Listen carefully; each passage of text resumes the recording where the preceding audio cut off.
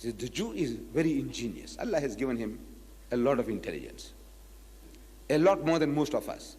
And in the Holy Quran, I was checking up this evening, you know, Hazrat Ibrahim alayhi salam had two sons, Hazrat Ismail and Hazrat Ishaq.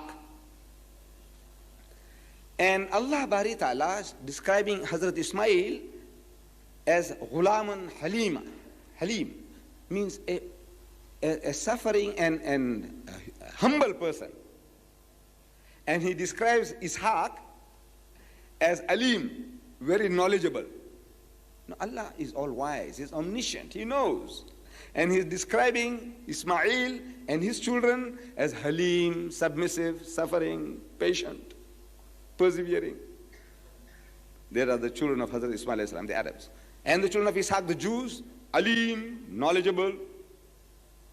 Allah is giving, as I was telling you the other night, everybody, Allah Bari Ta'ala has given him something special. He's given something special to the Arabs, He's given something special to the Jews. So this Alim, knowledgeable people, ingenious people, they are now tying us up before we start. Conflict or conciliation? What do you want? So if we say conflict, you'll tell the audiences, you see, these people, Muslims are brawlers. They're looking for trouble. They want a conflict. We want peace, they want conflict. So from the word go, we are on the losing side in the minds of our listeners. If we say conciliation, then he says, you see, why are you throwing stones at us? Why don't you leave us alone? So it's heads I win, tails you lose. Either way, you are the loser. I said, all right, we'll accept it as they want it. You see, this game, the Jews played 2,000 years ago with Jesus Christ. Same, no difference. A very ingenious people, as I say. They came to Jesus again and again with problems. Created problems. They created the problems. They come to Jesus and they says, Master, in the Hebrew language they would say, Rabbi, Maulana Sahib, Sheikh, Ya Imam. Must we pay tribute to Caesar or not? Must we pay taxes or not? What a question to ask this messenger of God. Must we pay taxes to the government or not? See, there's a catch. The catch is, if he says pay tribute, pay taxes, then they will tell the people that this man is not our Messiah, the man we are waiting for, our liberator. This is not the man. Because he's a stooge of the government. He's telling us to pay taxes.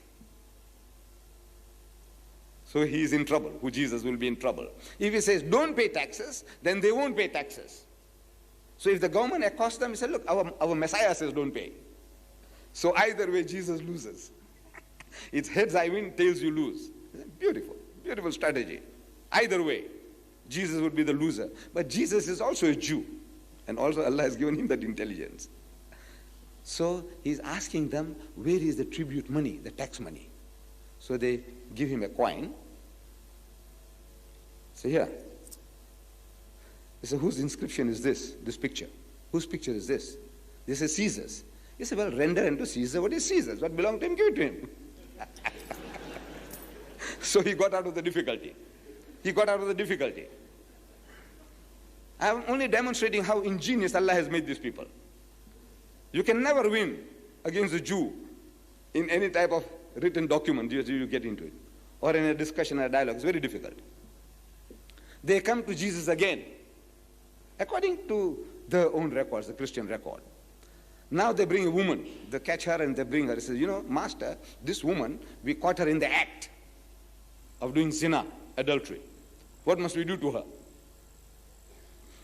So if he says, stone her, they'll stone her, because that was a law.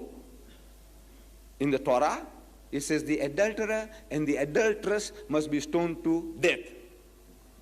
So if he says stone her, they'll go and kill her. And adultery was not a capital crime in the Roman Empire. So they'll be charged. He said, why did you kill that woman? He said, look, our Messiah said so. So he's in trouble with the government.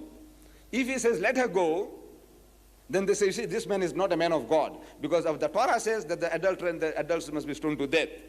So again, heads I win, tails you lose. Both way, poor Jesus loses.